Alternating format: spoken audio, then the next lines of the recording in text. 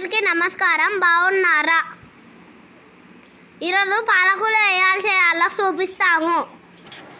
ముందుగా పాలకూరను శుభ్రంగా కడిగి ఇలా సన్నగా కట్ చేసుకోవాలి. తర్వాత ఒక ఆనియన్ తీసుకొని దానిని కట్ చేసుకోండి సన్నగా. అలాగే కొన్ని పచ్చిమిర్చి 2-3, కొంచెం జీలకర్ర, అల్లం వెల్లుల్లి పేస్ట్ తీసుకోండి. ఆ తర్వాత స్టవ్ పై కడాయి పెట్టి నూనె పోసి అందులో ఆనియన్, పచ్చిమిర్చి, అల్లం వెల్లుల్లి పేస్ట్, జీలకర్ర అలాగే పసుపు వేయండి. ఆ తర్వాత మనం ముందుగా కట్ చేసుకున్నటువంటి పాలకూరను వేసి కలిపి పెట్టండి. మూత పెట్టి 10 నిమిషాల తర్వాత ఇలా వాటర్ వస్తుంది. ఆ తర్వాత సాల్ట్ వేయండి. సాల్ట్ వేస్తే ఇంకొంచెం వాటర్ ఎక్కువగా వస్తుంది.